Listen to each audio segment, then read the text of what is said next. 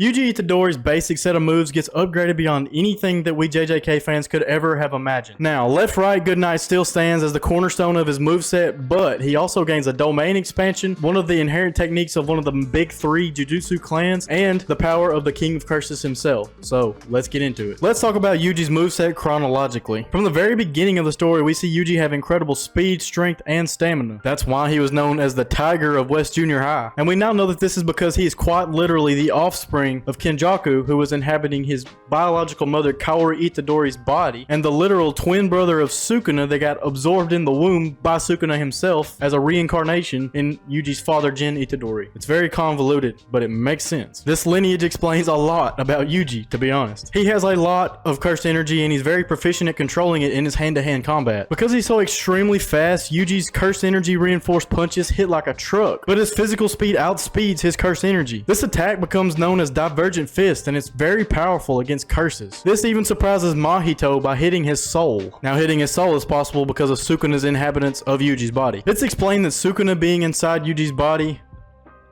allows Yuji to perceive the contours of the soul and he can damage them. This makes him the perfect counter to Mahito. Now, it's important to note that this lag time of his cursed energy when using the Divergent Fist was initially created because Yuji's control of cursed energy when hand-to-hand fighting was sloppy. His brother Toto teaches him to use cursed energy in his hand-to-hand combat more efficiently. He teaches him how to apply cursed energy upon the moment of impact whenever he's punching people. This leads to Yuji's first Black Flash attack, which is an attack that hits 2.5 times as powerful as a normal hit. Now, this can only happen when Yuji's cursed energy hits within a millionth of a second from when his physical hit hits. Now, Yuji goes on to be the best and most notable user of the Black Flash of all time, which is kind of crazy when you think about Gojo and Sukuna also using the Black Flash. Yuji uses this in basically every battle from now on, even hitting 9 in the battle against Sukuna. Oh, and besides the 2.5 times hit power, it also grants Yuji a flow state of combat where he reaches 120% of his potential. It's just so cool, man. Now, in preparation for the Sukuna showdown, Yuji actually consumes his death painting brothers numbers 4 through 9. This grants him all of their strength, and also their cursed technique awakens in him blood manipulation. As we know, these are Choso and Eso and Kechizu's brothers. Against Sukuna, Yuji's shown using convergence, but he's not very good at it. Convergence is whenever they like ball their cursed energy up in a really super concentrated mass of blood, but he's able to use piercing blood much more effectively. Now, piercing blood is basically just a beam of blood. We see Choso use that against Yuji in like the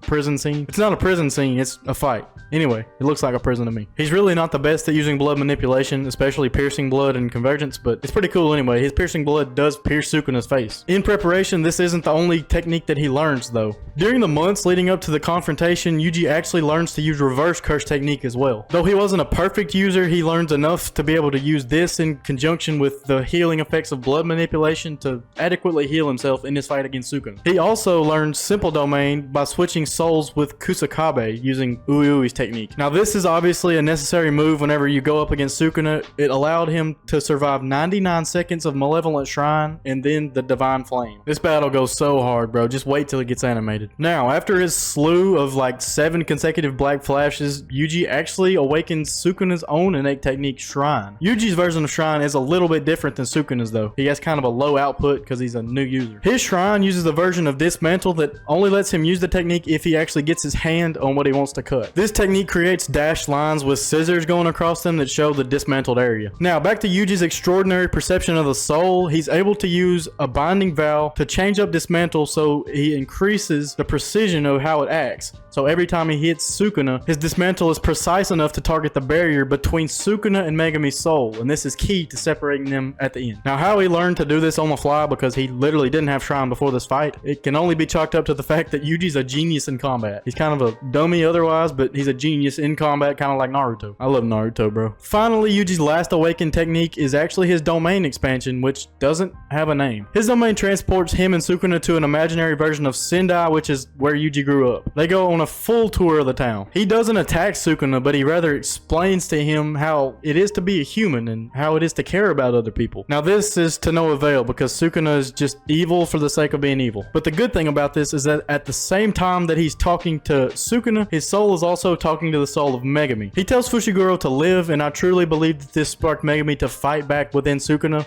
so that they could eventually be split apart. When Sukuna attacks, Yuji's able to hold him off while Megumi fights from the inside. One more dismantle and Black Flash later, and Megumi and Sukuna are separated. Oh, and you can't forget the help of Nobara. She hit a resonance at the same time as the Black Flash. It was goated. Whenever they get separated, that's the end of that. Sukuna's defeated. His form just kind of disappears. This insane kit that Yuji gains is something that I haven't seen the likes of since like Naruto gained all of his powers by the end of the series. But Yuji's not a god. Yuji's just a normal guy. He cares about his friend, and that drove him to evolve to the point where he could literally beat the king of curses with the help of all of his friends. Now you probably understand everything that Yuji can do, but I bet you don't understand everything that Gojo can do. So you should check out this video linked on screen right here. It's going to teach you all about Gojo's kit, everything he can do. And until next time, peace.